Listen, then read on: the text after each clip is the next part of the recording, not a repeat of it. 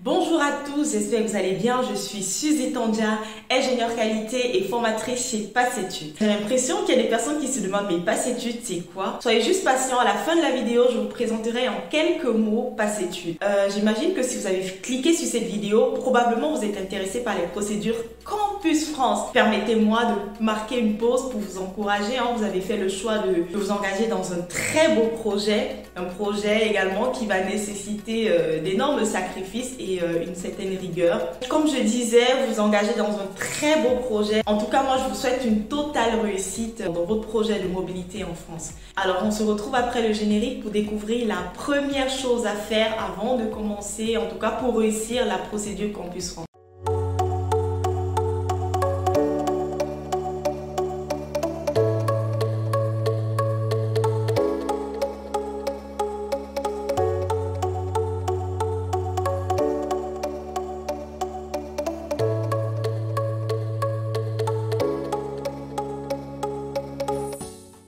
Sans plus tarder, la fameuse chose à faire, en tout cas la première des choses, c'est simplement s'informer. Ça paraît si simple, mais on a souvent constaté malheureusement que beaucoup de gens s'empressent à créer des comptes en ligne, le compte électronique de Campus France, à le renseigner, à faire des choix, sans prendre la peine de s'informer. C'est très important, en tout cas c'est capital dans toutes les étapes de la procédure Campus France, que ce soit au moment de la création du compte, que ce soit au moment de la sélection des universités. D'ailleurs, il faut que ça se fasse de la plus belle des manières. Il faut que vous fassiez des choix pertinents qui vous permettraient d'obtenir des admissions. Et pour cela, si vous ne vous informez pas, si vous ne faites pas des recherches, si vous ne vous faites pas accompagner, vous aurez du mal à obtenir des résultats satisfaisants. Malheureusement, le manque d'informations aboutit très souvent aussi à des refus d'admission et même refus de visa. Il peut même arriver que vous ayez une admission dans une école, dans une université, mais malheureusement, si votre dossier n'est pas bien complété, vous aurez un refus de visa.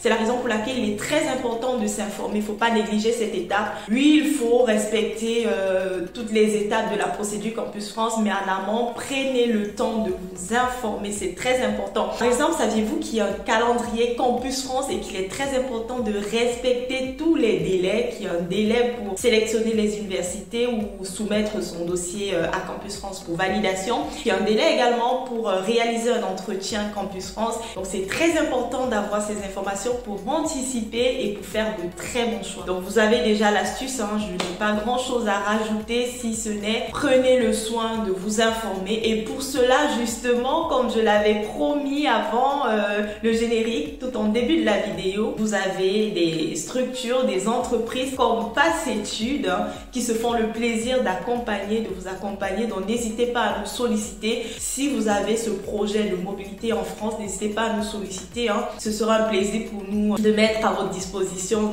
nos talents, notre expérience, parce que oui, Passetude est constitué de plusieurs collaborateurs et une bonne expérience dans l'accompagnement, dans la mobilité et l'insertion en France. Donc n'hésitez pas, nous sommes là. N'hésitez pas à nous contacter. Vous avez toutes les informations nécessaires en dessous de cette vidéo. D'ailleurs, si vous hésitiez encore, sachez que vous n'avez plus le temps, vous n'avez plus suffisamment de temps. Non pas parce que je veux vous mettre la pression. non, je rigole. Alors sachez que depuis le 1er octobre, c'est lancé la procédure de Campus France. Donc vous pouvez déjà créer un compte, vous pouvez déjà suivre toutes les démarches nécessaires. Donc n'hésitez pas à vous faire accompagner, surtout à vous informer. Oui, vous pouvez vous en passer des structures telles que Passetude, même si je ne vous le conseille pas, parce que c'est toujours très important de se faire accompagner par des personnes qui ont de l'expertise, qui ont une certaine expérience. C'est toujours possible également de le faire seul, mais prenez le soin de vous informer, de faire des recherches en amont. J'espère que cette vidéo vous a aidé. Je vous dis merci et à bientôt pour une prochaine vidéo.